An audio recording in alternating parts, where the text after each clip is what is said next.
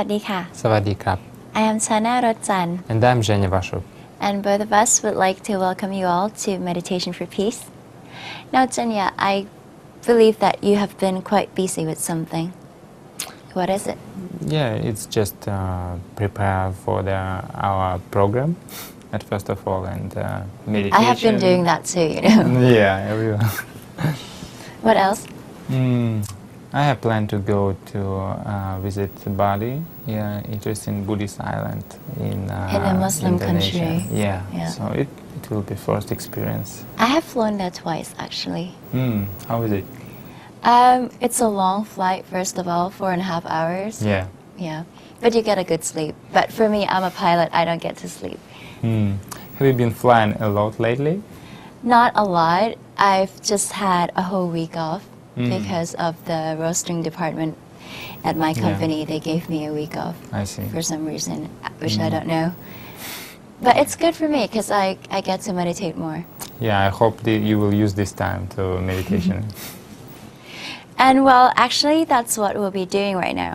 Let's start to meditate together to begin our Sunday with a bright and cloudless mind.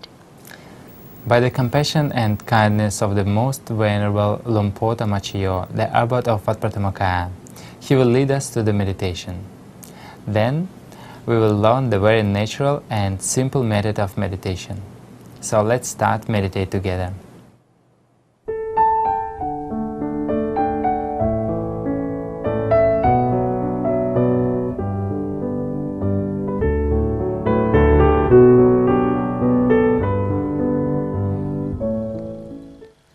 ต่อจากนี้ไปให้ตั้งใจให้แน่แน่วมุ่งตรงต่อหนทางพระนิพพานกันทุกๆคนนะลูกนะให้นั่งขัดสมาธิโดยขาขวาทับขาซ้ายมือขวาทับมือซ้ายให้นิ้วชี้ของมือข้างขวาจรดนิ้วหัวแม่มือข้างซ้ายวางไว้บนหน้าตักพอสบายๆหลับตาของเราเบาๆพอสบายๆคล้ายกับตอนที่เราใกล้จะหลับอย่าไปบีบเปลือกตาอย่ากดลูกในตาเลยจ๊ะหลับตาสักข้อลูกไม่ถึงกับปิดสนิทนะจ๊ะพอสบายแล้วก็ทำใจของเรานะให้เบิกบานให้แช่มชื่นให้สะอาดบริสุทธิ์ผ่องใสไร้กังวลในทุกสิ่งไม่ว่าจะเป็นเรื่องอะไรก็ตามให้ปลดให้ปล่อยให้วางให้ปลดให้ปล่อยให้วางให้คลายความผูกพันจากทุกสิ่งทำใจของเรานะให้ว่างเปล่าจากความคิดทั้งหลายทั้งหมดนะจ๊ะปล่อยวางหมดทิ้งทุกอย่างวางทุกสิ่งเพราะว่าสรรพสัตว์และสรรพสิ่งทั้งหลายเมื่อเกิดขึ้นตั้งอยู่แล้วก็ไปสู่จุดสลายเสื่อมไปด้วยกันหมดทั้งสิ้นจะเป็นคนเป็นสัตว์เป็นสิ่งของตึกรามบ้านช่องแม้แต่โลกใบนี้ก็ต้องเสื่อมสลายไปเพราะฉะนั้นสังขารร่างกายของเราก็จะเป็นเช่นนั้นแหละให้นึกถึงความเป็นจริงของสรรพสัตว์และสรรพสิ่งอย่างนี้ใจจะได้ปล่อยวางได้แล้วก็มาระลึกนึกถึงว่าเป้าหมายของการมาเกิดเป็นมนุษย์นั้น วัตถุประสงค์หลักก็คือจะมาทำพระนิพพานให้แจ้งสลัดตนให้พ้นจากกองทุกข์อย่างน้อยก็มาแสวงบุญ มาสร้างบารมี เพื่อจะเอาบุญต่อบุญเอาบารมีต่อบารมีเนี่ยให้กลั่นกายวาจาใจเราให้สะอาดบริสุทธิ์จนกระทั่งหลุดพ้นจากกิเลสอาสวะทั้งหลายพ้นจากการเวียนว่ายแต่เกิดโดยเฉพาะหมู่คณะของเรามุ่งไปสู่ที่สุดแห่งธรรมนี่คือวัตถุประสงค์หลักของชีวิตนอกนั้นก็เป็นเรื่องรองลงมาต้องจับหลักของชีวิตให้ได้เมื่อเรามีบุญวาสนาได้เกิดอยู่ในร่มเงาของพระพุทธศาสนาอย่างนี้เนี่ยเราก็จะต้องศึกษาคำสอนพระสัมมาสัมพุทธเจ้าแล้วก็ปฏิบัติตามคำสอนนั้นเพื่อจะได้เดินตามรอยของพระสัมมาสัมพุทธเจ้าในที่สุดก็จะหลุดพ้นจากความทุกข์ทรมานของชีวิตเข้าถึงความสุขอันเป็นอมตะได้เช่นเดียวกับพระสัมมาสัมพุทธเจ้าและพระอรหันต์ทั้งหลายนะจ๊ะเพราะวัตถุประสงค์ต้องการให้ใจมาหยุดมานิ่งอยู่ที่ศูนย์กลางกายฐานที่ 7เพราะหยุดเป็นตัวสำเร็จที่จะทำให้เราได้พบต้นทางสายกลางภายในซึ่งจะนำเราไปสู่พระรัตนตรัยได้เข้าถึงพระรัตนตรัยได้เข้าถึงพุทธรัตนะธรรมรัตนะสังฆรัตนะหรือก็ถึงพระธรรมกายในตัวซึ่งเป็นกายตรัสรู้ธรรมเป็นผู้รู้ผู้ตื่นผู้เบิกบานแล้วสมบูรณ์ไปด้วยจักขุญาณปัญญาวิชาและก็แสงสว่างเป็นอุปกรณ์ในการศึกษาเรื่องราวความเป็นจริงของชีวิตและก็เป็นทั้งสรณะที่พึ่งที่ระลึกที่แท้จริงของตัวเราและก็จะได้อาศัยพระธรรมกายนี่แหละนำไปสู่อายตนะนิพพานหลุดพ้นจากกิเลสอาสวะไปสู่อายตนะนิพพานเพราะนั้นต้นทางที่จะเข้าถึงพระรัตนตรัยเมื่อใจหยุดนิ่งนั้นมันจะเป็นดวงใสๆคล้ายกับดวงแก้วที่เราสมมุติต่างแต่ว่ามันจะเป็นดวงที่สุขใสกว่าและนำมาถึงความสุขอย่างที่ไม่มีประมาณเป็นความสุขที่เราหาไม่ได้จากที่อื่นเหมือนได้รับการยืนยันจากผู้ที่ได้เข้าถึงนั่นแหละไม่ว่าจะเป็นชาติไหนศาสนาไหนภาษาใดเผ่าพันธุ์ใดเมื่อฝึกใจหยุดนิ่งซึ่งเป็นของสากลที่ทุกคนทำได้พอหยุดนิ่งเข้าถึงดวงใสแล้วเนี่ยก็มักจะพูดเหมือนกันอย่างกับถอดเทปกันมาหรือไปนัดแนะกันมาพูดทั้งที่อยู่กันคนละทวีปคนละประเทศและก็ต่างความเชื่อด้วยว่าเป็นความสุขที่ยิ่งใหญ่ไม่มีประมาณไม่อาจจะหาจากที่ไหนได้ไม่เคยเจอพูดไม่ออกบอกไม่ถูกทีเดียวดวงธรรมดวงนี้จะมาพร้อมกับความสุขอย่างนี้จะ จะเป็นพระเป็นเณรเป็นญาติโยมสาธุชนหรือทุกคนในโลกถ้าได้ตรงนี้แล้วก็มั่นใจได้เลย ว่าจะเข้าถึงพระรัตนตรัยในตัวถ้ารักษาดวงธรรมดวงนี้ไว้ก็ปิดอบายไปสวรรค์เพราะว่าใจผ่องใสไม่เศร้าหมองเป็นดวงใสใจจะหยุดนิ่งต่อไปเองถึงตรงนั้นเราก็มีหน้าที่ดูไปเฉยๆดูปรากฏการณ์ที่เกิดขึ้นมาด้วยใจที่เป็นปกติเหมือนเราไปดูภาพยนตร์ที่เราไม่รู้ว่าตอนต่อไปจะเป็นอย่างไรหรือเรื่องราวต่อไปจะเป็นอย่างไรเราก็ดูอย่างเดียวแต่นี่เป็นโรงมหรสพภายใน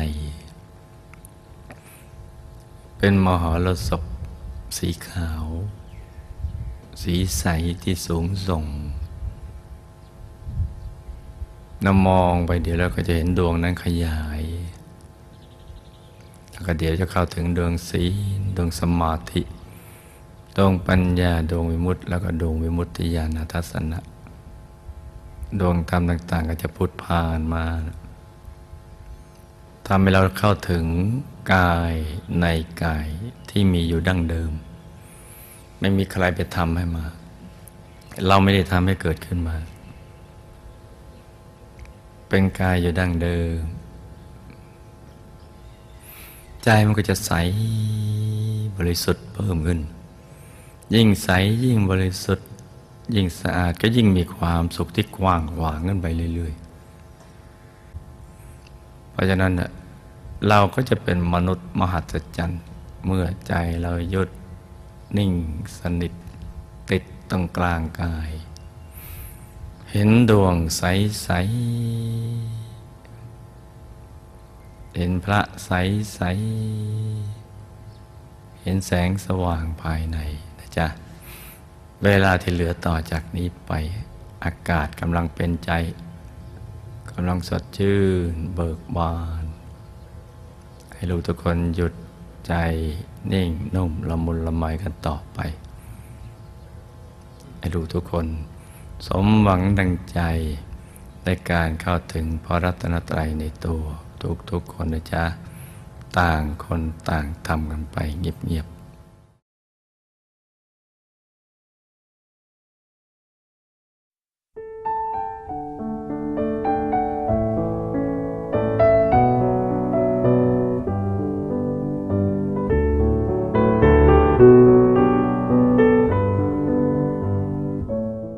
All people in the world are constantly seeking for happiness, but most are still lost in their search without a clue as to which direction they should turn to. The happiness that many claim to have is not the true and everlasting happiness, Shana, you know. This kind of happiness is short-lived and the barrier will eventually become dissatisfied with it. The happiness engendered by meditation, on the other hand, will be long-lasting and true. Even a speck of light created by a perfectly stilled mind will bring you an unacceptable joy, and it's something that everyone can achieve regardless of your rise of belief. You'll be amazed how easily this lasting feeling of joy and peace can be achieved. All you have to do is gently close your eyes, put aside your worries and burdens, relax, and just be content with whatever appears for you to see. That should do the trick. Yeah. You have all tried it earlier in their program. It wasn't difficult at all, was it? Not for me. Yeah. Try to do it every day, and step by step you will get closer to that happiness you have been yearning for. Jenya, you had a chance to be a part of the International Vesak Day celebration organized by the UN, Yeah. I think. Yes, I did.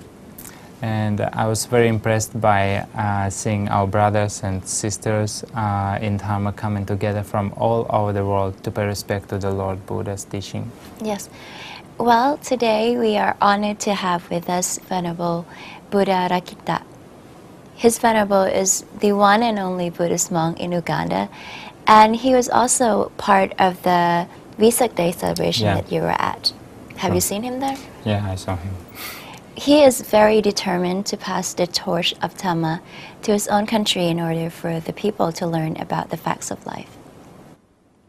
I believe I have seen him before, and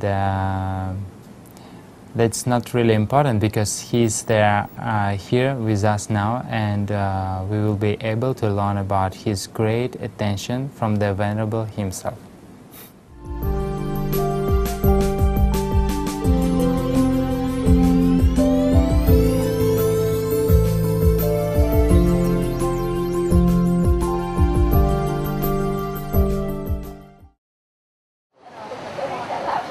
Venerable, maybe you could you introduce yourself and tell us a little bit about what you're doing in Uganda? Yes. Well, my name is Bhikkhu Buddha Rakita. Buddha Rakita basically means protecting the Buddha or protected by the Buddha. So, but I like to take the other meaning, protected by the Buddha. So then what I'm doing, actually I'm protecting the Dhamma, but I feel I'm protected by the Buddha. So I was born in a Catholic family and in Uganda. I didn't know about anything about Buddhism, and I grew up in a Christian family, going to boarding schools and studying Christian religions, and I didn't know anything basically about anything apart from Gautama Buddha, because in history in Uganda we studied that in primary school, and that name it is in my faint memory at that time, but at least I remember the word Gautama. Yeah, as in Indian historian. So, but I went to India in 1990, and then to study basically business, and that's the time when I found the bhikkhus from Thailand, and they're very kind. When I met them, as soon as I met them, I just got good connection with them immediately. One of them was having a good smile, and I just admired his personality because he looked very happy. So naturally, also I wanted to be around happy people. So I just moved around with him, and he took me to a center in Chandigarh. It's called Asoka Vihara. It's a Thai Indian. They started the center there in Chandigarh. So I visited there and offered food to the monk, and then he really exemplified what Buddha's teaching is, because he was very generous, which is very common in Thai culture. It's part of their life, I think, and very generous and very happy person, and with a smile and all that. So then he invited me to his room. He used to give me food and clothes when it was very cold, and his bicycle. So we are like brothers. It's as if like I was a monk also, but I wasn't a monk, but he was treating me like his brother, very close. Looking at other people who were there at that time, like Indians, they were not very close to me. I even felt Africans, I wasn't close to them, but I was always close to the monks. So anyway, Buddha said that wherever you associate with somebody, you assimilate. You also get behaviors like those people you associate with. So watch out with what you associate with, basically. I didn't know those teaching, but I think that's what helped me so much to know about Buddhism, because I associated with people who were monks and they knew Buddhism, basically. From there, I started to ask them why they don't eat in the evening. Me, I was eating in the evening as I was sympathizing with them because they eat only noon time, and they say, don't you feel hungry when you're sleeping? I said, no, no, no. So I talked to them in the evening. They were very happy. Me, I was going to eat. I thought they were very unhappy. Anyway, we went to the market, and they used to buy me things and give me things. So I was so impressed by their way of life, basically. They didn't teach me anything, but the way they live their life actually impressed me so much. So they taught me by example, basically. We can say that. So teaching by example is very important, and that's what I'm doing actually. When I go to Africa. So what I did is to continue my studies, and I went to Dharamsala. That's where the Tibetan tradition is. So the Dalai Lama was there. I met him. So also he was very warm. And though he had different robes from the Thai people, but he was well calm and well warm-hearted. I met him, and he shook my hand, and all the time he shook my hand. Then when I came, all the Westerners were around. They say, what were you doing with the Dalai Lama? All the time you're shaking the hand. So anyway, I was so much attracted to the Dalai Lama also. So also that he inspired me so much. So then I continued to look. Wherever I see a monk, I would go very fast because of those impression I got from the Tibetan monk, which is the Dalai Lama, and then the Thai monk. So then a Korean monk came one time, and we went to a temple again. So every time I was looking for monk, basically. So, but Thai monks, they used to go back to Thailand, basically. So that time there was no monk. Then that's the time I go for my holiday to northern India, the Tibetans. So every time at least I should do, I was associating with monks. So I started to getting dissatisfied with my religion actually. I was born as a Christian. I said, these Indians believe in a guru, God and all that. Me, I was taught to believe in Jesus. And and I know when I grew up, they say, if you're a non-believer, you'll go to hell. I said, no, all these Indians are going to go to hell? No, it cannot. Because all they were just going, even the room, they had a place to put their gurus, their God. So India is a big continent. These people cannot go to hell. And also they were more rich and more prosperous. So there must be something. So what I decided is to be more curious and more investigating to see what other religions believe. So I started with Hinduism, and then changed from Christianity to Baha'i, and I started actually calling myself a spiritual seeker. I didn't identify with anything, but I just called myself a spiritual seeker that time. So I was seeking truth wherever it was, whether it was in Muslim or whatever, without any fixed thing. So I went to see many gurus in Rishikesh, many places I went, and I got to know a teacher who was very good, called Vimalathaka. So also he had the same temperament. He didn't identify herself with any religion. So she was teaching truth. So she got to be my teacher, guiding me and all that, listening to her talks. So then 1995 I left India. I went to Nepal, Tibet, get more grounded in the teaching of the Buddha. At that time I can just do anything. So actually, before even I left actually in Nepal, I did a retreat in 1994 to go deeper into the Buddhism. Because of all the things that I navigated, Hindu, Baha'i and other religion, Buddhism for me was much better. So I decided to do a retreat in 1994. And I studied for 12 days with Dr. Alex Bazin. I was so impressed with the silence they told us to keep. They told us to keep silence. And then we ate a simple meal and walking and practice meditation. So I said, wow, this is my life. So I decided anyway to go to Nepal after that in 1995.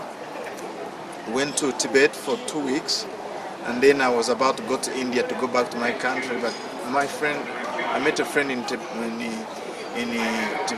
who told me to come to Thailand. I said, oh, that's good.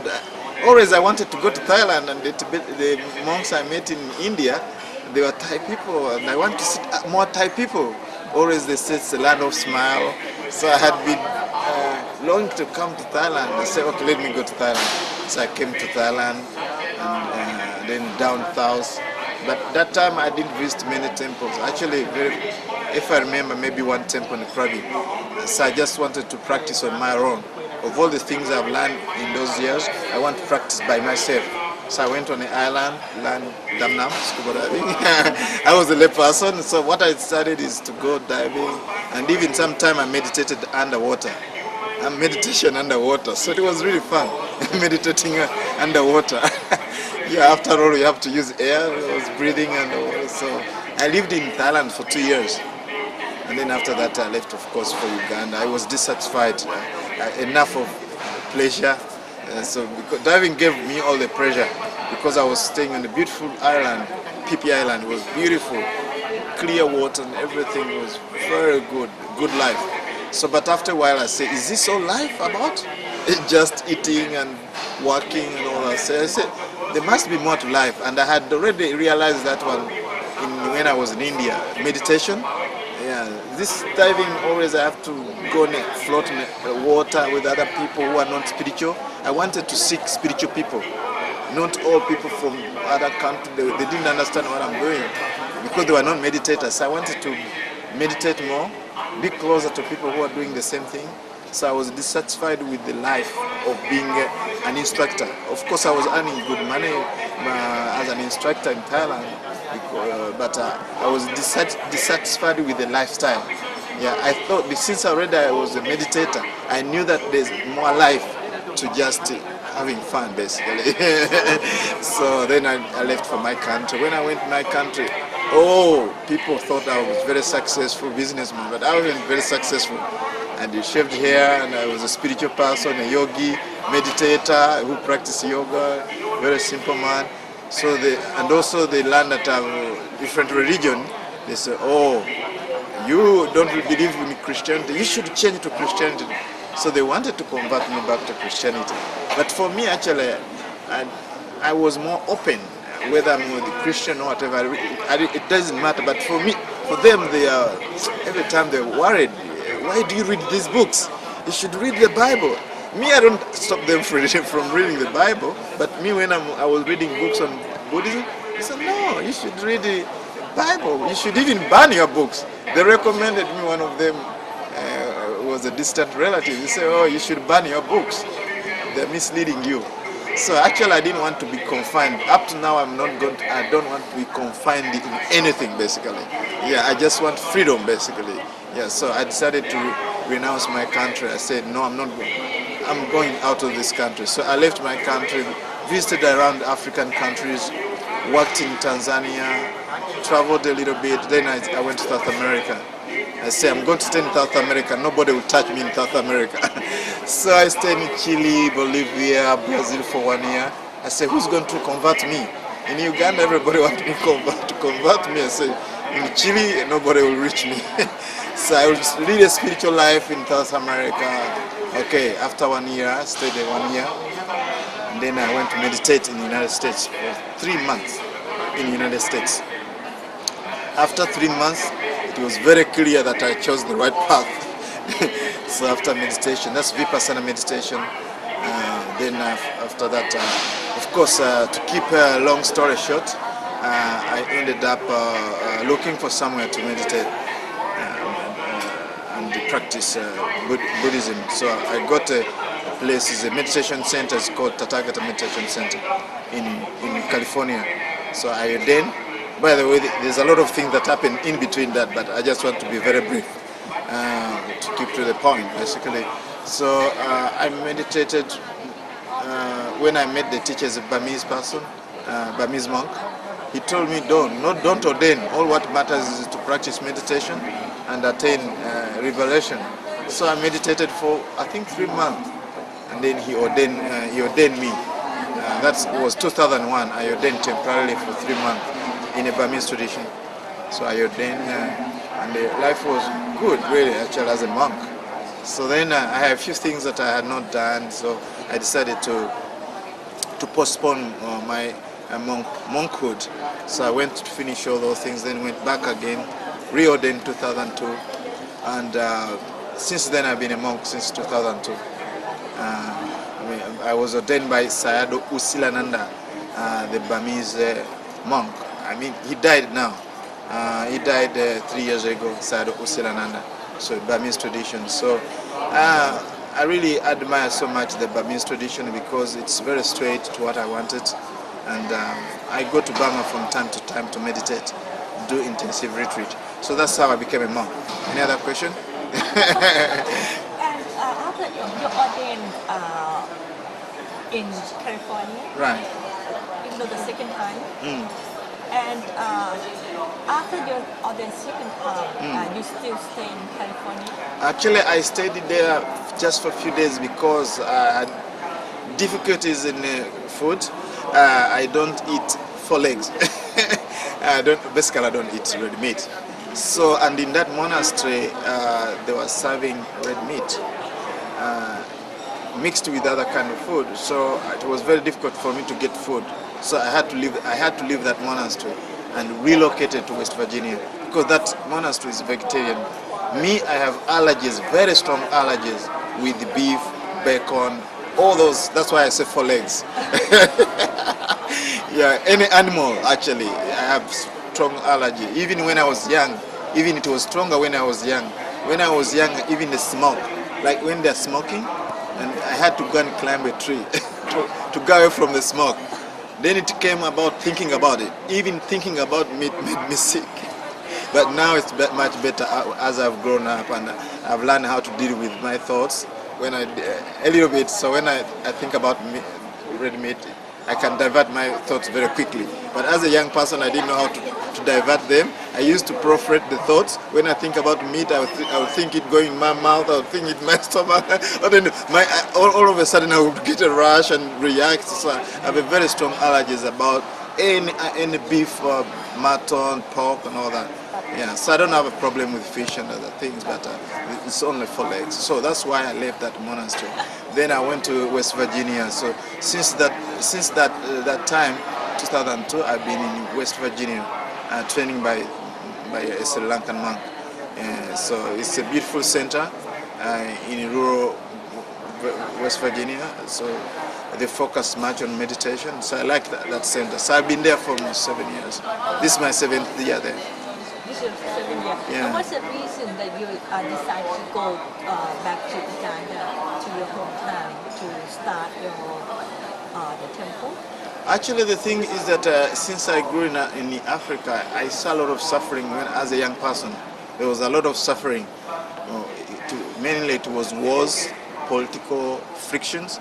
Have you ever heard about Idi Amin and all that? Idi Amin, the dictatorship. People are so reckless about human life. They killed many people. Many people were killed in Uganda. So I saw all the atrocities. When I studied Buddhism, I found out it was free.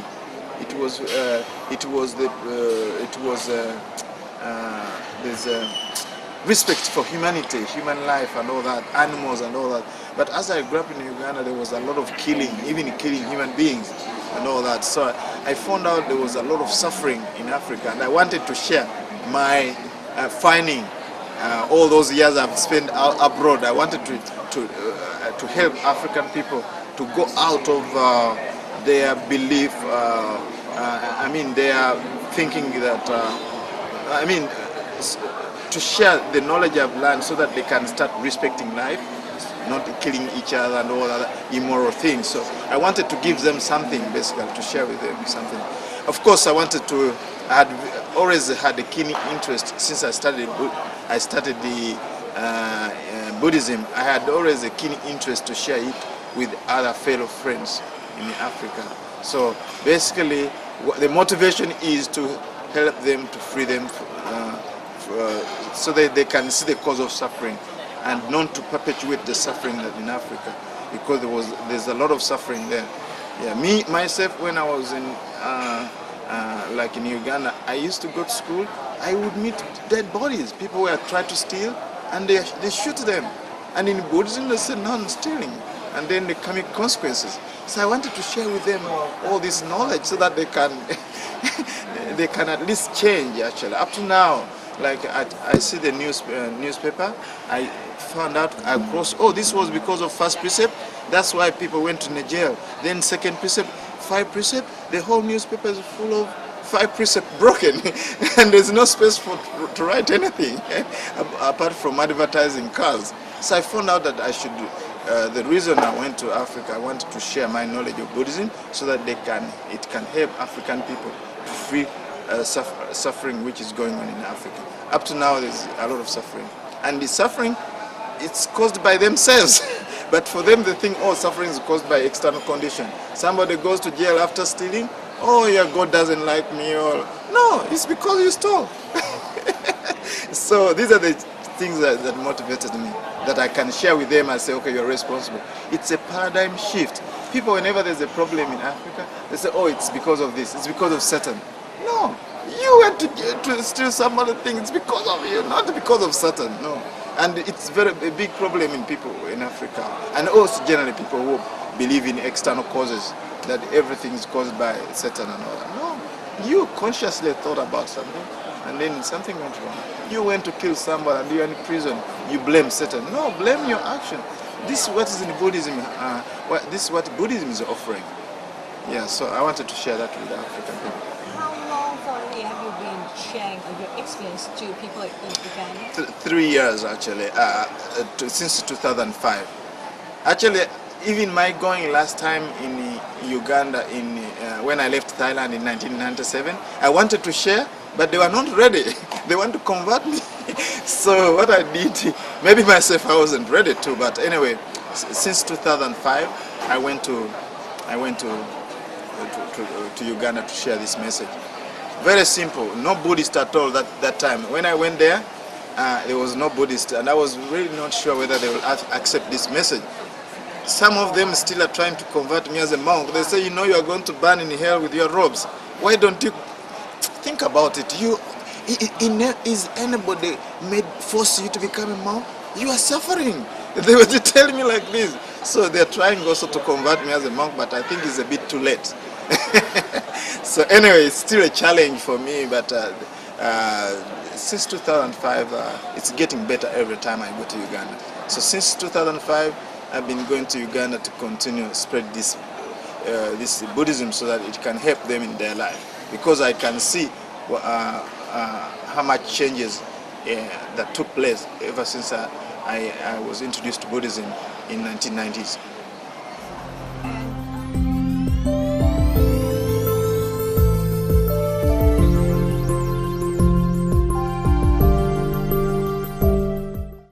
We can see that the Venerable had garnered so much knowledge and experience in life before his ordination.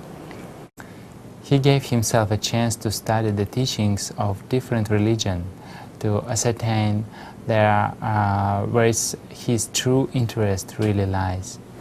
And he was most impressed with the monastic life of a Buddhist monk when he had the chance to accompany a friend in the saffron robes who led him to Dhamma, the Lord Buddha's teachings.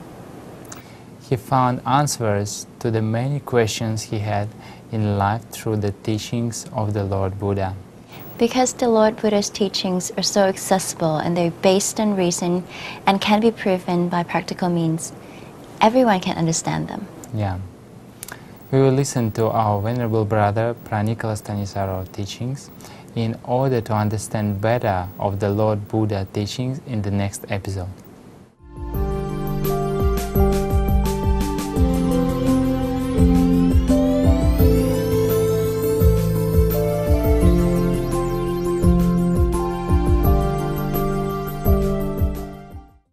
Well, there is some evidence to suggest that there were giant human beings around at a time during or before dinosaurs.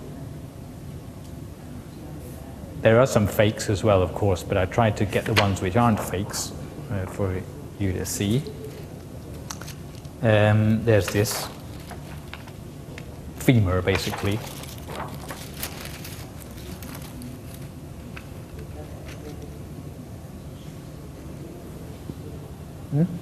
How about that for a giant?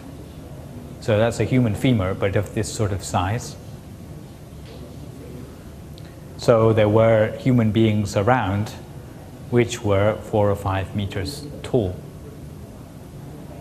at some time in our human history, but usually evolutionists tend to regard such fossils as quirks or not representative. But yet there are things like this in the fossil record which are at present not properly explained by scientists. Okay? But we believe that these would have come from a time which was much earlier than dinosaurs. No. Because there's been a downturn in the quality of life rather than a evolutionary advancement, okay? And it goes in cycles. Yes? Is there any evidence of population influence? Population what? Of the population, how many giants? No idea. It could be a small number. Possibly a large number? Possibly lots. But unfortunately, with any sort of fossil records, what you have is a scanty record. You don't find, like,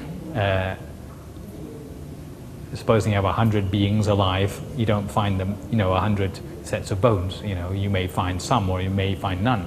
There's nothing proportional about the fossil record and the number of living beings. I stated because of China's history, when they take up. Yeah. Think about it anyway. But it's like it's not completely a myth. Okay, there is some evidence to suggest that there's more to our past than evolution can explain. And we're talking about a very, very ancient past. Okay. More than that, we find that this is not a one-way process, but it goes in cycles. It seems to be a cyclical sort of destiny which we follow in human history. And just as we were caught on, disappeared already, the downturn of the world cycle, this may come to a complete end eventually. Who knows? It's said that in any world era, there will be visitation by the Buddha several times. In our particular world era, we're very lucky because there will be a total of 5 Buddhas who will come to visit our Earth before the Earth is destroyed completely. Do you know how many we're up to now? 4. So when will the next one come? Tomorrow? Next week? What's the name of the next Buddha? Prasi Arya Maitreya, or Maitreya Buddha. So, from what we understand, the Maitreya Buddha is now waiting in the 4th level of heaven for the next opportunity to come down, the next downturn of the human race.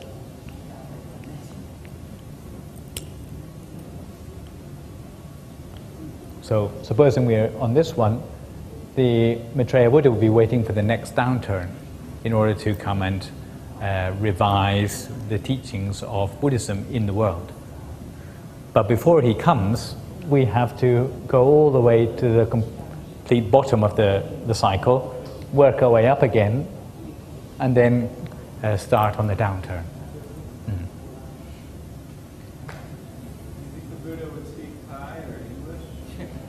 Maybe he wouldn't have to speak at all. There's a lot to suggest that he spoke directly to people through their minds, actually. So, how long is this going to take? The lengths of time we talk about in Buddhism are mind-bogglingly long. We are talking about the length of one world cycle, so all the way through 1, 2, 3, 4 here, as being made up of 256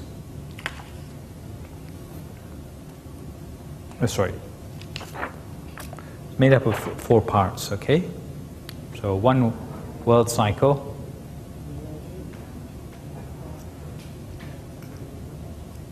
is equal to for asongkhaya kappas.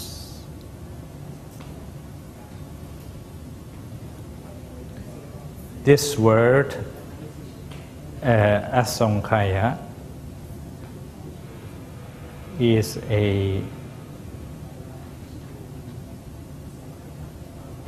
quantity,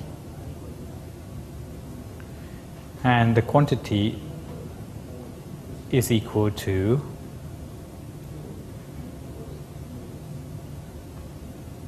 (10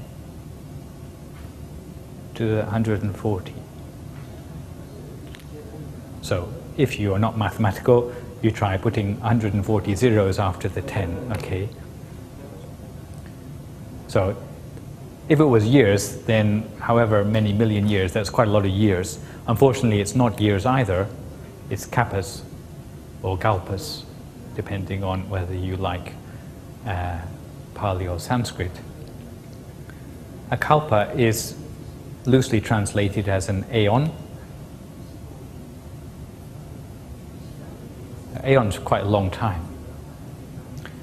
In the Buddhist tradition, there's a description of how long an aeon is. And if you were to imagine a mountain made of solid rock, a cube-shaped mountain, which was 16 kilometers high, 16 kilometers long, and 16 kilometers deep. If someone were to come along once every 100 years with a light cloth and wipe once on the surface of the mountain, the length of time it would take to wear the mountain down flat with the ground is the length of one aeon or kalpa. So, is that quite a long time? To wear a mountain down flat with the ground by wiping it with a light cloth once every 100 years, not wiping it continuously either. And then you multiply that by 10 to the 140. Then you're talking about how long it takes for the world cycle to go through one cycle. So this is why you're better to get on with your meditation now and not wait for the Maitreya Buddha to come, because otherwise you may be waiting an awfully long time. Okay. So, in brief, what do we learn from the Aganya Sutta? First, the most important thing we learn is that in Buddhism we make connections between things that, even in science, we often don't make connections about.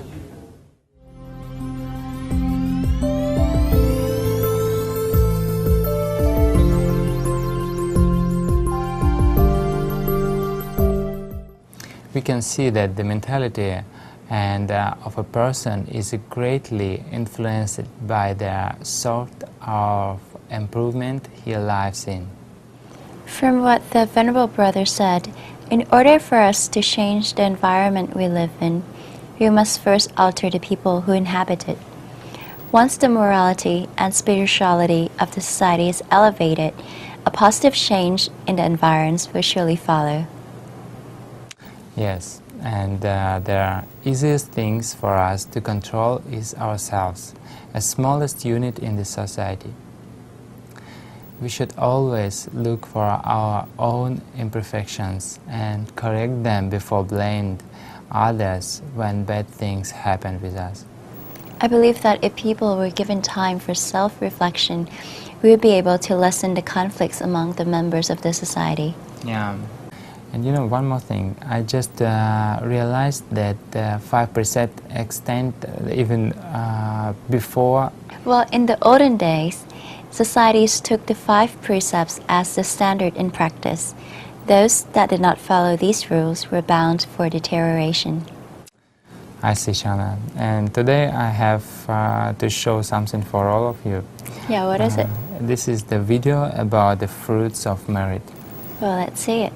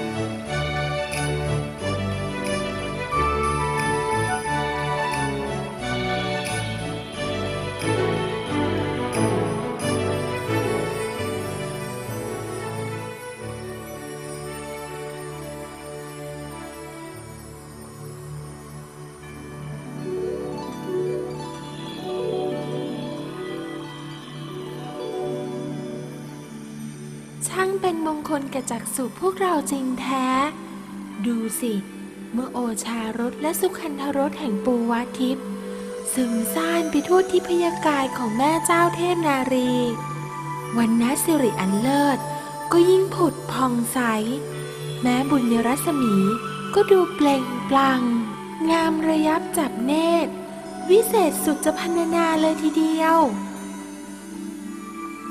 ใช่แล้วจ้ะพี่จ๋าแม่เหนือเกล้าของเราน่ะทรงเป็นทิพยนารีผู้สั่งสมบุญมาดีแล้วแต่ครั้งอดีตเพียงแม่เจ้าดำริที่จะเสวยปูวทิพย์ปทุมรัตนะก็นำปูวทิพย์มาดังความประสงค์เหนือหัวเจ้าขาเมื่อครั้งที่บ่าวเป็นมนุษย์ได้ทัศนาภาพที่แม่นายเคยสร้างบุญก็มีจิตชื่นชมร่วมเปล่งวาจาอนุโมทนาแต่มิได้ทำเองด้วยมือตนจึงได้เพียงผลมาเกิดใต้ร่มบุญแห่งแม่นายในวิมานทองนี้บ่าวซาบซึ้งในบุญญากิริยาของแม่นายเหลือเกินเจ้าค่ะ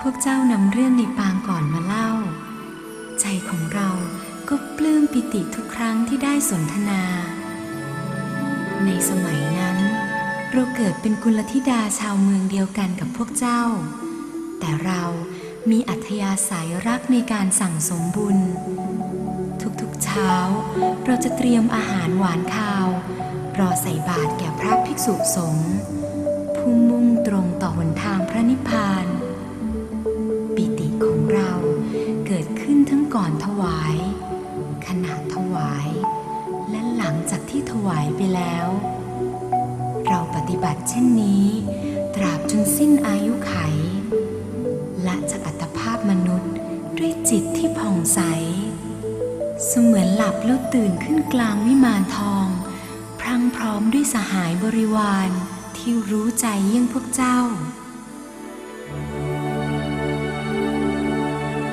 ไม่เพียงเท่านั้นนะประติมากรรมทิพยาหารสรานรมก็มาปรากฏดูเด่นเป็นสง่าอยู่ในสวนสวรรค์แห่งนี้ทั้งรัศมีก็รุ่งเรืองประดับด้วยสุวรรณภาชนะและมณีนพรัตน์นานาชนิดที่นิรมิตขึ้นเป็นไทยธรรมที่เราเคยถวายทานในการก่อนมีสายทารารินไหลแผ่ละอองชุ่มเย็นไปทั่วสวนสวรรค์พวกเจ้าก็เห็นแล้วนี่จ๊ะว่าประติมากรรมนี้มีความวิจิตรการเพียงไรครั้นเราดำริที่จะเสวยสุธาโพธหรือทิพยปุวะขึ้นมาคราใดปทุมรัตนะที่อุบัติขึ้นในสระทองคำทั้งสี่ทิศก็เหมือนจะรู้ใจสละก้านและใบมาบรรณาการแก่เราดังความประสงค์